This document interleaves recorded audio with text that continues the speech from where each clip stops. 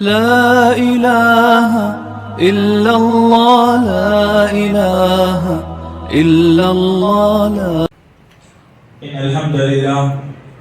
الحمد لله نحمده ونستعينه ونستغفره ونعوذ بالله من شرور أنفسنا ومن سيئات أعمالنا من يهده الله فلا مضل له ومن يضلل فلا هادي له أشهد أن لا إله إلا الله وحده لا شريك له له الملك وله الحمد يحيي ويميت بيده الخير وهو على كل شيء قدير فإن خير الحديث كتاب الله وخير الهدى هدى محمد صلى الله عليه وسلم وشر الأمور محدثاتها وكل محدثة بدعة وكل بدعة ضلالة وكل ضلالة في النار فأعوذ بالله من الشيطان الرجيم بسم الله الرحمن الرحيم يا أيها الذين آمنوا اتقوا الله حق تقاته ولا تموتن إلا وأنتم مسلمون يا أيها الناس اتقوا ربكم الذي خلقكم من نفس واحدة وخلق منها زوجها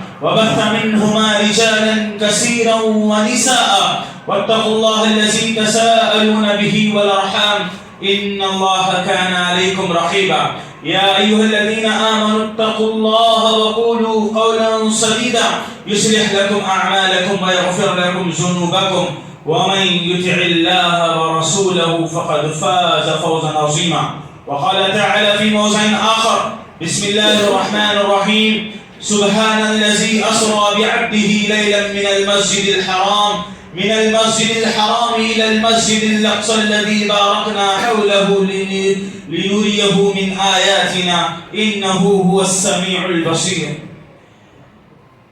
سب سے پہلے رب العزت کی تعریف بیان کریں گے جس نے ہم جملہ انسانوں کو پیدا کیا اور ہم پر رحمتوں کا برکتوں کا نزول فرمایا اور ہماری رشد و ہدایت کے لیے قرآن کریم جیسی معزز کتاب کو ہمارے درمیان نازل فرمایا. سبحان اللہ و بحمدہ سبحان اللہ العظیم. درود و سلام اللہ کے بھیجے گئے تمام پاکیزہ انبیاء پر بالخصوص بار بار درود و سلام کی بے انتہا برسات ہوتی رہے میرے اور آپ کے آخری نبی سارے مومنوں کے دل کی دھڑکن محمد رسول اللہ صلی اللہ علیہ وسلم پر. اللهم صل وسلم وبارك على نبينا وحبيبنا وسيدنا محمد وعلى آله وأزواجه وأصحابه وبارك وسلم تسليما كثيرا.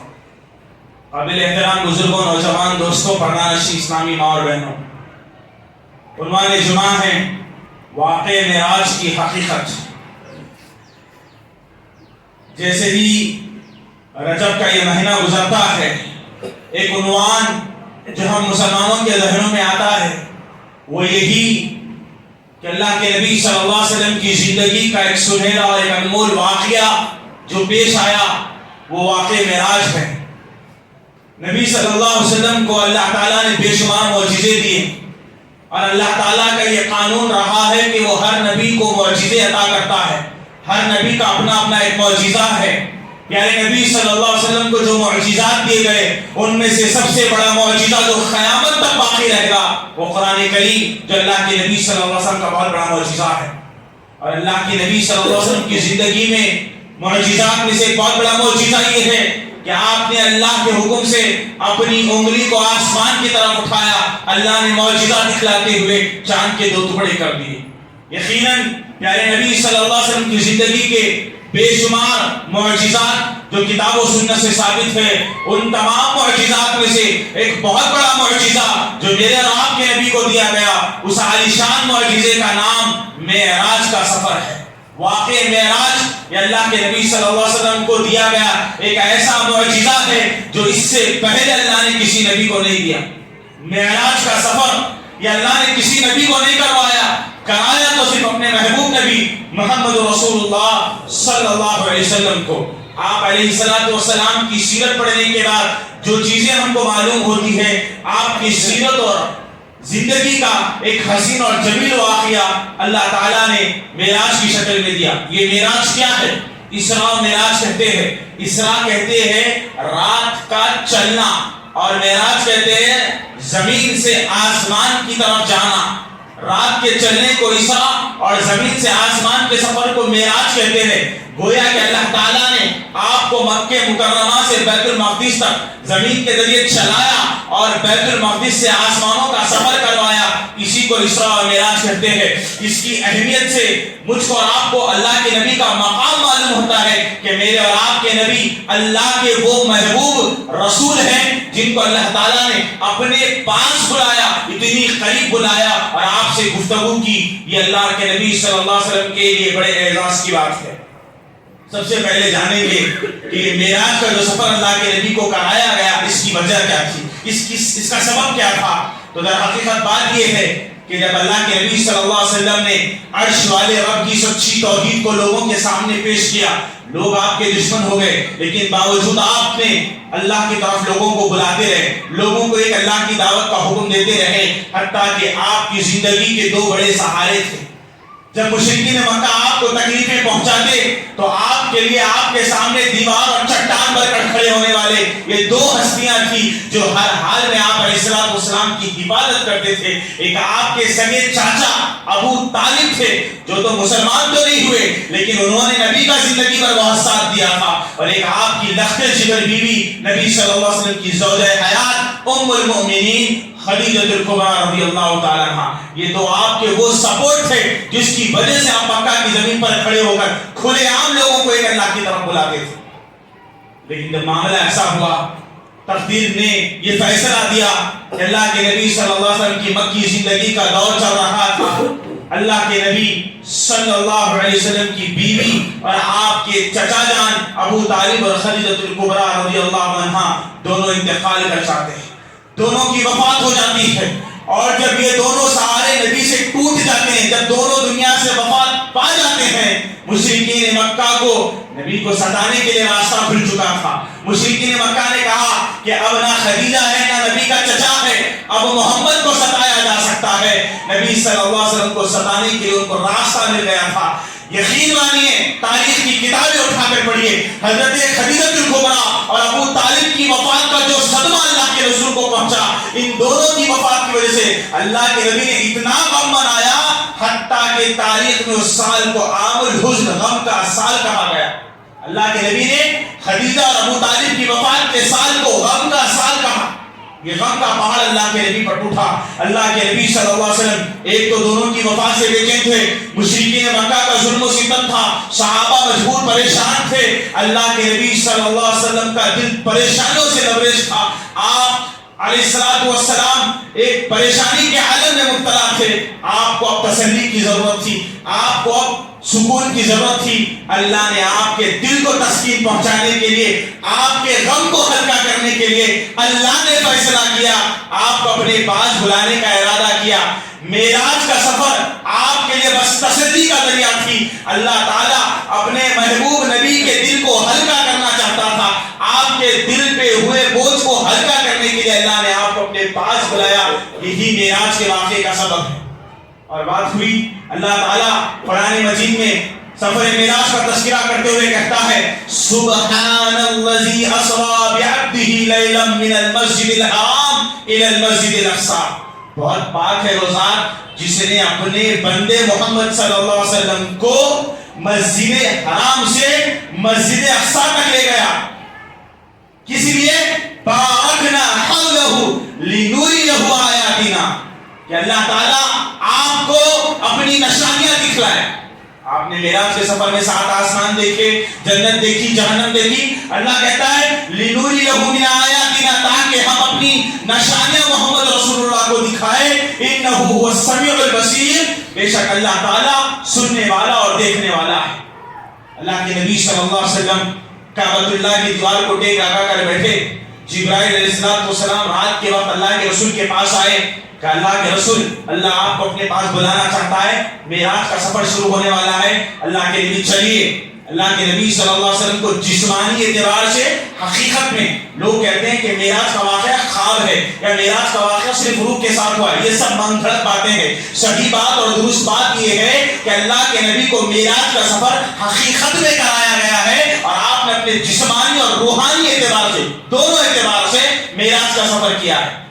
جبرائیل علیہ السلام براق نام کی ایک سواری لے کر آئے. براق ایک سواری ہے جس پر فرشتے سوار ہوتے ہیں. جبرائیل علیہ السلام براق نامی سواری لے کر اللہ کے رسول کے پاس آئے. اللہ کے رسول صلی اللہ علیہ وسلم کو اس سواری پر بٹھایا. جبرائیل بھی اللہ کے نبی کے ساتھ اس سواری پر بیٹھے. اس سواری کی صفت حدیث میں بیان کی گئی ہے کہ براق ایک ایسا جانور, ایک ایسی سواری ہے جس کی آخری نظر جہاں پڑتی ہے وہاں اس کا پہلا قدم ہوتا ہے. اتنی تیز رفتار براق کو لے کر حضرت جبرائیل آئے, اللہ کے نبی کو بٹھایا. رات کا وقت تھا. مکہ سے آپ کو چند لمحوں میں بیت المقدس پہنچایا. اللہ کے رسول صلی اللہ علیہ وسلم حضرت جبرائیل کے ساتھ مکہ مکرمہ سے بیت المقدس فلسطین پہنچے. فلسطین کی شاندار اور مسلمانوں کا قبلہ اول فلسطین جہاں اللہ کے رسول پہنچے. مسجد اقصی میں آپ علیہ السلام داخل ہوئے. وہ کیا منظر رہا ہوگا. اللہ تعالیٰ نے آپ کو مقام اور مرتبہ دینے کے لیے, آپ کو امامت کا منصب دینے کے لیے سارے انبیاء کو مسجد اقصی میں جمع کیا. اللہ اکبر. 1,20,000 سے زائد انبیاء اور رسول دنیا میں آئے. اللہ نے سارے انبیاء کو بیت المقدس کے اندر جمع کیا. جب اللہ کے نبی فلسطین کی اس مسجد اقصی میں داخل ہوتے, اپنی آنکھوں سے آپ نے 1,20,000 انبیاء کو دیکھا. سارے انبیاء مسجد میں. اللہ کی طرف سے اعلان آیا کہ اب 2 رکعت نماز پڑھایا جائے. سارے انبیاء پریشان ہیں. کسی نے کہا کہ شاید امامت کا مرتبہ حضرت آدم کو ملے گا کیونکہ حضرت آدم ابو البشر ہے, سارے انبیاء کے, سارے انسانوں کے باپ ہے. کسی نے کہا نہیں, شاید ممکن ہے کہ امامت کا مرتبہ ابراہیم خلیل اللہ کو دیا جائے. ابراہیم اللہ کے دوست ہے. ہر نبی اپنے اپنے بارے میں تبصرہ کر رہا تھا. اتنے میں ہوا یہ کہ حضرت جبرائیل علیہ السلام آئے. اللہ کے نبی صلی اللہ علیہ وسلم کے ہاتھ کو پکڑا اور کھینچ کر آپ کو مصلی پر لا کر کھڑا کر دیا. اللہ کے رسول صلی اللہ علیہ وسلم کو حکم دیا گیا آپ سارے انبیاء کی امامت کروائیں گے. آپ نے 2 رکعت نماز پڑھائی. امام الانبیاء ہمارے نبی صلی اللہ علیہ وسلم امامت کر رہے ہیں. سارے انبیاء آپ کی امامت میں نماز پڑھ رہے ہیں. اسی دن آپ کو امام الانبیاء کا لقب دے دیا گیا, انبیاء کی امامت کرانے والے. میں اور آپ خوش نصیب ہیں, ایک ایسے نبی کے میں اور آپ امتی ہے جو سارے نبیوں کا سلطان ہے, جو سارے نبیوں کا مرسلین سید المرسلین امام الانبیاء ہے. اللہ کے نبی نے 2 رکعت نماز پڑھی. یہ معراج کے سفر کا واقعہ ہے. آپ مکہ مکرمہ سے مسجد اقصی آئے, صحابہ کی امامت کروائی. پھر جبرائیل علیہ السلام کے ساتھ آسمانی دنیا کا سفر شروع ہوا. جبرائیل علیہ السلام پھر آپ کو اللہ کے حکم سے زمین سے آسمانوں کی طرف لے گئے. جب آپ علیہ السلام نے پہلا آسمان پار کیا تو آپ کی ملاقات ابو البشر آدم علیہ السلام سے ہوئی. آپ نے آدم علیہ السلام سے گفتگو کی. اس کے بعد آپ کا سفر دوسرے آسمان پر ہوا. آپ کو دوسرے آسمان پر لے جایا گیا جہاں آپ نے عیسیٰ علیہ السلام اور یحییٰ علیہ السلام سے ملاقات کی. وہ عیسیٰ جو بغیر باپ کے پیدا ہوئے, وہ عیسیٰ جو دنیا میں امتی بن کر آئیں گے, اس عیسیٰ سے آپ نے ملاقات کی. یحییٰ علیہ السلام سے آپ نے ملاقات کی. جب آپ تیسرے آسمان پر پہنچے, آپ نے وقت کے خوبصورت نبی حضرت یوسف علیہ السلام سے ملاقات کی. چوتھے آسمان پر پہنچے, حضرت ادریس علیہ السلام سے ملاقات کی. 5ویں آسمان پر پہنچے, حضرت ہارون علیہ السلام سے ملاقات کی. 6ٹھے آسمان پر پہنچے, حضرت موسیٰ علیہ السلام سے ملاقات کی. اور جب 7ویں آسمان پر پہنچے, آپ کی ملاقات وقت کے بہت بڑے نبی, جلیل القدر نبی, اولو العزم من الرسل, وہ آپ کے دادا ابراہیم علیہ السلام تھے.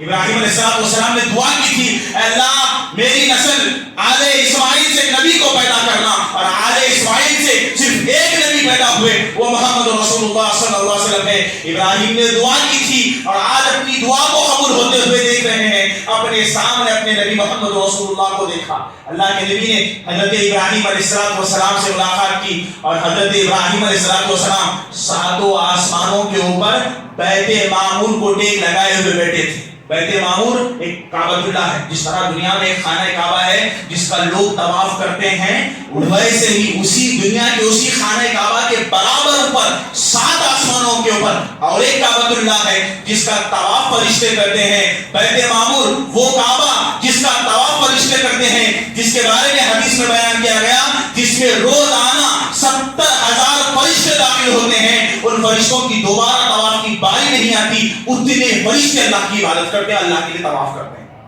دنیا کا طواف ہو رہا ہے، آسمانی دنیا پر فرشتے طواف کر رہے ہیں۔ بیت معمور کو، اس خانہ کعبہ کو حضرت ابراہیم ٹیک لگا کر بیٹھے ہوئے تھے۔ اللہ کے نبی نے حضرت ابراہیم علیہ السلام سے ملاقات کی۔ میرے نبی، آج دنیا فخر کرتی ہے کہ وہ چاند پر چلی گئی، ہمیں فخر ہے ہمارا نبی ساتوں آسمانوں کے آگے چلا گیا۔ سبحان اللہ و بحمدہ، سبحان اللہ العظیم۔ جبرائیل علیہ السلام آپ کو 7 آسمانوں کے پار لے گئے۔ جب 7 آسمان ختم ہوئے، یہ حقیقت ہے کہ اللہ نے 7 زمینیں بنائی، 7 آسمان بنائے۔ جب حضرت جبرائیل علیہ السلام کے ساتھ اللہ کے نبی 7 آسمان پار کر چکے تھے، 7 آسمانوں کے اوپر ایک درخت ہے، 7 آسمانوں کے بعد ایک درخت ہے جس کا نام سدرۃ المنتہا ہے۔ سدرۃ المنتہا ایک درخت کا نام ہے جس کے پتے ہاتھی کے کانوں کے برابر ہوتے ہیں۔ وہ ایک خوبصورت درخت جس کا نام سدرۃ المنتہا ہے۔ منتہا کہتے ہیں انتہا کو، یعنی آخری سٹاپ، جس کے آگے کسی کو جانے کی اجازت نہیں تھی۔ اللہ کے نبی صلی اللہ علیہ وسلم جب سدرۃ المنتہا کے پاس پہنچے، جب سدرۃ المنتہا سے آگے اللہ کے نبی اوپر جا رہے تھے، جبرائیل سدرۃ المنتہا کے پاس رک گئے۔ اللہ کے نبی نے کہا جبرائیل کیا معاملہ ہے، کیوں اپنے قدموں کو روک چکے ہو، آگے چلو۔ تو جبرائیل علیہ السلام نے کہا اے اللہ کے رسول، فرشتوں کو سدرۃ المنتہا سے آگے آنے کی اجازت نہیں ہے۔ اللہ نے فرشتوں کو آسمانی دنیا پر بسایا، انسانوں کو زمین کی دنیا پر بسایا۔ آسمانی دنیا فرشتوں کے لیے ہے اور فرشتوں کا آخری سٹاپ سدرۃ المنتہا ہے۔ سدرۃ المنتہا سے آگے جانے کی اجازت فرشتوں کو نہیں ہے۔ اللہ کے نبی آپ جائیے، اللہ نے آپ کو بلایا ہے، میں آپ کو نہیں روکوں گا۔ اللہ آپ کا میزبان، آپ اللہ کے مہمان ہیں، اللہ نے آپ کو بلایا ہے۔ جبرائیل کی مجال نہیں کہ وہ آپ کے مقام کو آ سکے، آپ اللہ کے نبی آگے جائیے۔ جبرائیل سدرۃ المنتہا پر رک گئے، اللہ کے نبی اکیلے سدرۃ المنتہا کے آگے چلے گئے۔ سورہ نجم میں اللہ تعالیٰ جس بات کا تذکرہ کرتا ہے کہ اللہ کے نبی اللہ سے کتنی قریب ہو گئے، کہا اللہ تعالیٰ نے ثم دنا فتدلى فكان قاب قوسين او ادنى، پھر اللہ کے نبی نزدیک ہوئے اللہ سے اور بہت زیادہ نزدیک ہوئے۔ پھر یہ ہوا کہ اللہ اور محمد رسول اللہ دونوں کے درمیان 2 کمان کے برابر یا اس سے بھی کم کا فاصلہ رہ گیا ہے۔ سبحان اللہ۔ اللہ تعالیٰ نے بس آپ کو تسلی دینے کے لیے اپنے اتنے قریب بلایا، اتنے قریب بلایا کہ آپ علیہ السلام اور اللہ تعالیٰ کے درمیان 2 کمان یا اس سے کم کا فاصلہ رہ چکا تھا۔ اللہ نے پردے کی آڑ میں آپ سے گفتگو کی، آپ سے بات چیت کی۔ یہاں عقیدے کی ایک بات بتا دینا بہت مناسب سمجھتا ہوں۔ لوگ کہتے ہیں معراج کے سفر میں اللہ کے نبی صلی اللہ علیہ وسلم نے اللہ تعالیٰ کو دیکھا ہے، اور یہ بات بالکل جھوٹی ہے۔ میرے نبی نے اللہ کو نہیں دیکھا، بلکہ کائنات میں رب کی قسم کسی نے اللہ کو نہیں دیکھا۔ نہ فرشتوں نے دیکھا، نہ انسانوں نے دیکھا، نہ جنات نے دیکھا، نہ شیطانوں نے دیکھا۔ رب کی ربوبیت کی قسم آج تک تیرے پروردگار کو کسی نے نہیں دیکھا۔ رب کا دیدار جنت میں ہوگا اور جنتیوں کے لیے سب سے بڑی نعمت ہوگی۔ لیکن لوگوں کا یہ عقیدہ ہے کہ پیارے نبی صلی اللہ علیہ وسلم نے اللہ کو دیکھا ہے، تو صحیح بخاری کی صحیح روایت ہے، کتاب التوحید میں امام بخاری نے اس حدیث کو نقل کیا۔ غور سے سنیے، وہ لوگ جو اپنے دلوں میں عقیدہ بٹھا کر بیٹھے ہیں کہ پیارے نبی نے اللہ کو دیکھا ہے، سارے مومنوں کی ماں عائشہ صدیقہ رضی اللہ تعالیٰ عنہ کہتی ہے من حدثک ان محمد رسول اللہ صلی اللہ علیہ وسلم رأى ربہ فقد کذب۔ اللہ اکبر۔ عائشہ صدیقہ رضی اللہ تعالیٰ عنہ کہتی ہے جس نے کہا کہ میرے نبی محمد رسول اللہ نے اللہ کو دیکھا ہے معراج کے موقع پر، فقد کذب، اللہ کی قسم وہ جھوٹا ہے۔ کون کہہ رہی ہے؟ میری اور آپ کی ماں کہہ رہی ہے۔ اللہ کے نبی نے اللہ کو نہیں دیکھا ہے۔ ہاں یہ بات ضرور ہے کہ اللہ کے بہت آپ قریب گئے، اللہ نے آپ سے بالکل قریب ہو کر پردے کی آڑ میں گفتگو کی ہے۔ اللہ تعالیٰ محض آپ کے دل کو اور آپ کو تسلی دینے کے لیے اپنے پاس بلانے کا ارادہ کرتا تھا۔ اللہ تعالیٰ نے آپ علیہ السلام سے بات کی، اللہ تعالیٰ نے آپ علیہ السلام کے بوجھ کو ہلکا کیا، اور معراج کے اس خوبصورت سفر میں اللہ تعالیٰ نے آپ کو اپنی رحمتوں والی جنت دکھائی۔ اللہ کے نبی نے جنت دیکھی اور آپ کو اللہ تعالیٰ کی بنائی ہوئی دردناک جہنم دکھائی گئی۔ میرے نبی نے جہنم دیکھی، آپ کو جنت دکھائی گئی، جہنم دکھائی گئی۔ حضرت جبرائیل علیہ السلام کہتے ہیں میرے نبی جب واپس معراج سے لوٹ رہے تھے خالی ہاتھ نہیں لوٹے، جب اللہ نے آپ کو بلایا آپ اللہ کے مہمان بن کر گئے تھے. اللہ نے معراج کے سفر میں 3 تحفے آپ علیہ السلام کو دیے. کائنات کے سب سے خوبصورت تحفے اللہ نے اپنے نبی محمد رسول اللہ کو دیے. معراج کے سفر میں اللہ کے نبی صلی اللہ علیہ وسلم سے مخاطب ہو کر اللہ نے کہا اے محمد آج اللہ تعالیٰ آپ کو اور آپ کی امت کو آپ کے اس معراج کے سفر میں 3 خوبصورت تحفے دے رہا ہے. اللہ تعالیٰ نے 3 خوبصورت تحفے دیے. سب سے پہلا تحفہ جو آپ علیہ السلام کو اور آپ کی امت یعنی مجھ کو اور آپ کو اور قیامت تک آنے والے انسانوں کو دیا گیا. اللہ کے نبی کا سب سے پہلا تحفہ سورہ بقرہ کی آخری 2 آیتیں. سارا قرآن زمین پر نازل ہوا, سارا قرآن جبرائیل آسمان سے زمین پر لے کر آتے, لیکن سورہ بقرہ کی آخری 2 آیتیں یہ اللہ نے آپ کو اپنے پاس بلا کر دی. اس بات سے اندازہ لگایا جا سکتا ہے کہ سورہ بقرہ کی آخری 2 آیتیں کتنی اہمیت کے حامل ہے, جس کے بارے میں اللہ کے نبی نے فرمایا جب تم رات کے وقت اپنے بستروں پر جاؤ تو سورہ بقرہ کی آخری 2 آیتیں پڑھ کر سویا کرو. اللہ تعالیٰ نے سورہ بقرہ کی 2 آیتیں آپ کو تحفے میں دی. آمن الرسول بما انزل الیہ من ربہ والمؤمنون کل آمن باللہ وملائکتہ وکتبہ ورسلہ لا نفرق بین احد من رسلہ وقالوا سمعنا واطعنا غفرانک ربنا والیک المصیر. لا یکلف اللہ نفسا الا وسعها لها ما کسبت وعلیها ما اکتسبت. ربنا لا تؤاخذنا ان نسینا او اخطأنا. ربنا ولا تحمل علينا إصرا كما حملته على الذين من قبلنا. ربنا ولا تحملنا ما لا طاقة لنا به واعف عنا واغفر لنا وارحمنا أنت مولانا فانصرنا على القوم الكافرين. اللہ تعالیٰ پر یہ آیتیں اللہ تعالیٰ نے معراج کے سفر میں اللہ کے نبی کو تحفے میں دی. یہ 2 آیتیں جن کو ہر مسلمان کو چاہیے کہ سوتے وقت 2 آیتوں کی تلاوت کر کے سویا جائے, یہ اللہ کی طرف سے امت کے لیے تحفہ ہے. دوسرا تحفہ جو معراج کے سفر میں میرے اور آپ کے نبی اور ساری امت کو دیا گیا, اللہ تعالیٰ نے معراج کے اس خوبصورت سفر میں آپ پر اور آپ کی امت محمدیہ پر اللہ نے 50 نمازوں کو فرض کر دیا ہے. 50 نمازوں کا تحفہ آپ کو دیا گیا. تیسرا تحفہ جو آپ کو اور آپ کی امت کو دیا گیا, اللہ تعالیٰ نے بڑا خوبصورت تحفہ دیا کہ اللہ کے رسول جائیے اپنی امت سے کہہ دیجئے اگر آپ کی امت توحید پر زندگی گزارے گی اور توحید پر مر جائے گی, اللہ ان سے مغفرت کا وعدہ کر رہا ہے. یہ اللہ کی طرف سے تحفہ ہے, اہل توحید جنتی ہے. اگر گنہگار بھی ہوں گے نا توحید پر ہوں گے, توحید پر ہوں گے لیکن گنہگار بھی ہوں گے, اللہ کی رحمت بڑی ہے, وہ 99 رحمتوں کا مالک ہے, وہ اپنی مغفرتوں کے ساتھ آئے گا. اگر تم نے توحید پر زندگی گزاری اور تمہارا خاتمہ توحید پر ہو گیا, تم ایک اللہ کی عبادت کرنے والے تھے, اس کی عبادت کو چھوڑ کر کسی اور کی عبادت نہیں کرتے تھے, توحید پر مر جاؤ گے, گنہگار بھی ہوگے. اللہ کا وعدہ ہے, اللہ اہل توحید سے جنت کا وعدہ کر چکا ہے. معراج کے سفر میں آپ کو تحفہ دیا جا رہا ہے, اگر آپ کی امت گنہگار بھی ہوگی لیکن توحید پر مرے گی, اللہ کا وعدہ ہے وہ جنتی ہے. اللہ اس کے گناہوں کو معاف کر دے گا, کیونکہ اللہ نے کہا انہ من یشرک باللہ, جو اللہ کے ساتھ کسی کو شریک کرے گا فقد حرم اللہ علیہ الجنہ, اللہ نے اس پر جنت حرام کر دی. ومأواہ النار, اس کا ٹھکانہ جہنم ہے. وما للظالمین من انصار, ظالموں کا کوئی مددگار نہیں. توحید پر مریں گے, اللہ نے تحفہ دے دیا ہے, ضمانت دے دی ہے, اہل توحید جنتی ہے. اللہ نے اہل توحید سے مغفرت کا وعدہ کیا ہے.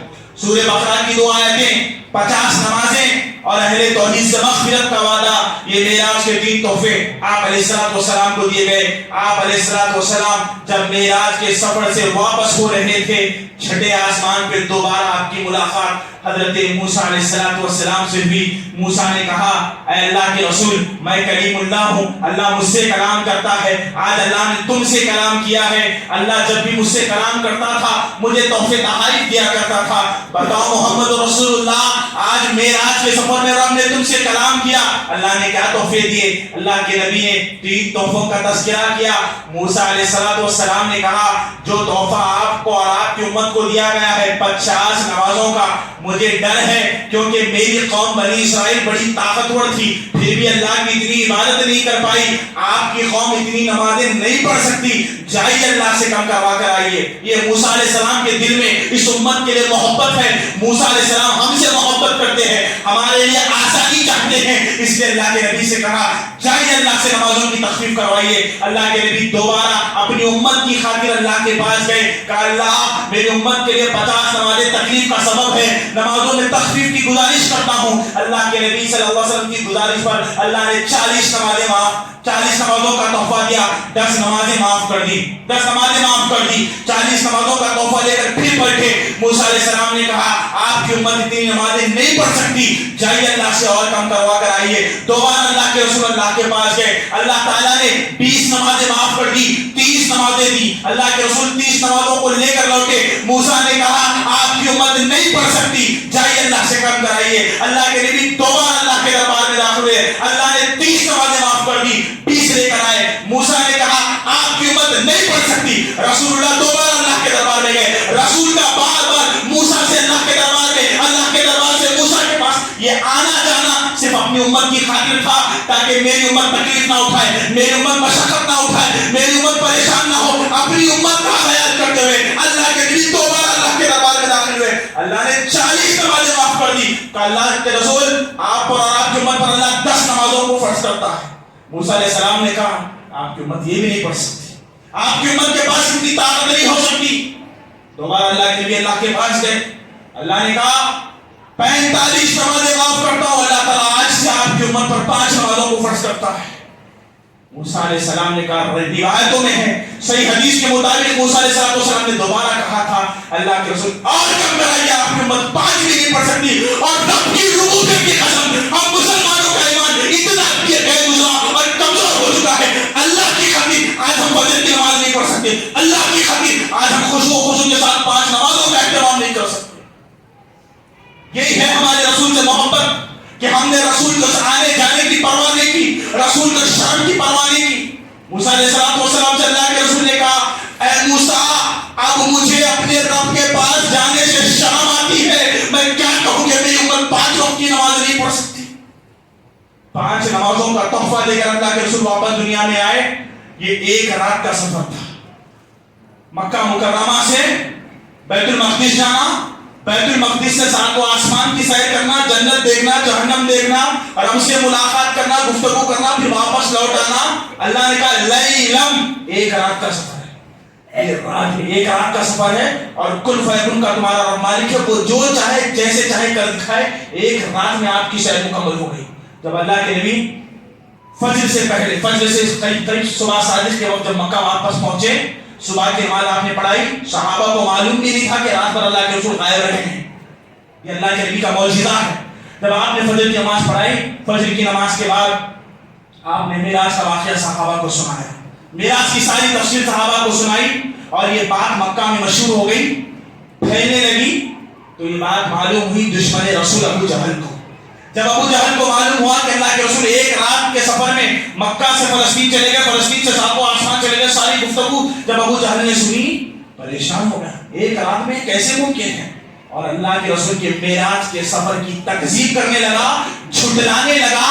1 رات میں یہ ممکن نہیں ہے. نادان کو نہیں معلوم اللہ کی طاقت کتنی وسیع ہے, وہ پل بھر میں کیا کر سکتا ہے. اس نے جھٹلانا شروع کر دیا اور وقت کے بڑے خلیفہ, مسلمانوں کے امیر ابو بکر صدیق سے اس کی ملاقات ہوئی. کہا ابو بکر ایک ماجرا ہے, کیا یہ ممکن ہے کہ ایک آدمی راتوں رات یہاں سے فلسطین چلے جائے, فلسطین سے ساتوں آسمان کی سیر کر لے, جنت دیکھ لے, جہنم دیکھ لے, کیا پاسبل ہے؟ ابو بکر صدیق نے کہا یہ ممکن نہیں ہے کہ 1 رات میں یہاں سے فلسطین چلے جائے, معمولی بات نہیں, مہینوں کا سفر ہے. کہا پھر تمہارا نبی محمد ایسی بہکی بہکی باتیں کیوں کرتا ہے؟ کہا ابو بکر صدیق نے اگر یہ بات محمد کی زبان سے نکلتی ہے تو پھر میں تصدیق کرتا ہوں کہ محمد کبھی جھوٹ نہیں بول سکتے, یقیناً آپ نے معراج کا سفر کیا ہے. سبحان اللہ, یہ ہوتی ہے تصدیق, یہ ہوتی ہے محبت رسول. جب ابو بکر کی بات اللہ کے رسول تک پہنچی, اللہ کے رسول نے ابو بکر صدیق کو صدیق کا لقب دیا. کہا یہ شخص کی تصدیق کرنے والا ہے. ابو بکر صدیق ان کا لقب پڑ گیا. جو معراج کے سفر کا انکار کرتے کہ وہ خواب ہے، حقیقت نہیں ہے، جسمانی ہے، روحانی ہے، تو وہ ابو جہل کی اولاد ہے جو معراج کے سفر کا انکار کرتے ہیں۔ ابو بکر صدیق کی نسلوں سے پیدا ہونے والے، ابو بکر کو چاہنے والے معراج کے واقعے کی تصدیق کرتے ہیں، اس کو ایمان کا حصہ شمار کرتے ہیں۔ ایک آخری بات عزیز نوجوان دوستوں، معراج کا سفر جو اللہ کے نبی کی زندگی کی ایک حقیقت ہے۔ اب اللہ کے رسول ایک رات جاگے، آپ کا سفر ہوا، آپ رات بھر اللہ سے ملاقات کرتے رہے، جنت و جہنم کی سیر کی، ایک رات کا معاملہ تھا۔ اب یہ کہنا کہ اس رات کو ہمیں بھی جاگنا چاہیے، اس رات میں عبادت کرنی چاہیے، شب معراج کے نام سے محفلیں قائم کرنی چاہیے، تو رب کی قسم کتاب و سنت میں اس کی کوئی گنجائش نہیں ہے، اس کی کوئی گنجائش نہیں ہے۔ کیوں؟ دلیل یہ ہے کہ اللہ کے رسول نے جب صحابہ کو معراج کا واقعہ سنایا، صحابہ نے اس کو دلیل بنا کر کے کبھی بھی جاگنا شروع نہیں کیا، صحابہ نے کبھی نہیں جاگا۔ اور اگر کوئی شب معراج کی فضیلت بیان کرتا ہے جبکہ اس کی کوئی فضیلت نہیں ہے، کوئی حدیث سے ثابت نہیں ہے، پھر بھی یہ کہتا ہے کہ اس رات میں عبادتیں کرنی چاہیے، تو پھر وہ ایک ایسا عمل کر رہا ہے جس عمل کے بارے میں، جس سنت کے بارے میں یا جس ثواب کے بارے میں ابو بکر صدیق کو علم نہیں تھا، عمر فاروق کو علم نہیں تھا، عثمان غنی کو علم نہیں تھا، علی بن ابی طالب کو علم نہیں تھا۔ وہ ایسی نیکی کرنا چاہتا ہے جو نیکی کبھی ہماری ماؤں نے نہیں کی، کبھی صحابہ نے نہیں کی، کبھی تابعین نے نہیں کی، کبھی تبع تابعین نے نہیں کی۔ یقیناً یہ بدعت ہے، ہر بدعت گمراہی ہے، اور ہر گمراہی انسان کو جہنم میں لے جانے والی ہے۔ اللہ رب العالمین سے دعا ہے کہ اللہ تعالی ہم تمام کو نبی صلی اللہ علیہ وسلم کے تمام معجزات پر دل کی خوشی سے ایمان لانے کی توفیق عطا فرمائے۔ اللہ نبی صلی اللہ علیہ وسلم کی زندگی سے ہونے والے واقعات سے مجھ کو اور آپ کو عبرتیں حاصل کرنے کی توفیق عطا فرمائے۔ اللہ نبی صلی اللہ علیہ وسلم کے منہج اور طریقے کے مطابق مجھ کو اور آپ کو زندگی گزارنے کی توفیق عطا فرمائے۔ اللہ ہم گنہگار ہے، خطا کار ہے، سیاہ کار ہے، گناہوں میں زندگی گزر رکھی ہے، دن کے اجالوں میں، رات کے اندھیروں میں اللہ چھوٹے بڑے ہم نے بہت سے گناہ کیے ہیں، لیکن ہمارے گناہ چھوٹے ہیں، تیری رحمت بڑی ہے۔ اے اللہ تیرے اچھے اچھے ناموں کا واسطہ ہمارے گناہوں کو معاف فرما، اے اللہ ہماری خطاؤں کو معاف فرما، اے اللہ ہم میں سے جو پریشان ہے، مظلوم ہے، کمزور ہے، اے اللہ ان کی مدد فرما، اے اللہ ان پر رحم فرما، اے اللہ تو ہی سچا حامی ہے، تو ہی سچا مددگار ہے، تیرے علاوہ ہماری کوئی مدد نہیں کر سکتا۔ اے اللہ ہم مسلمانوں کی مدد فرما ہے۔ اللہ بہت سے لوگ بیمار ہیں، پریشان ہے، غم زدہ ہے، دواخانوں میں مبتلا ہے، اے اللہ تو ان کو شفا کاملہ عاجلہ نصیب فرما۔ اللہ مسجد حاضہ کے مصلی خالد بھائی، ان کی والدہ بیمار ہے، صحت کی گزارش ہے، اے اللہ ان کی والدہ کو شفا کاملہ عاجلہ نصیب فرما۔ اے اللہ صحت و عافیت کی زندگی نصیب فرما۔ اے اللہ جب تک ہم زندہ رہے کتاب و سنت کے منہج پر ہمیں قائم رکھنا۔ اے اللہ جب ہمارا خاتمہ ہو تو خاتمہ بالخیر عطا فرما۔ آمین وآخر دعوانا ان الحمدللہ رب العالمین۔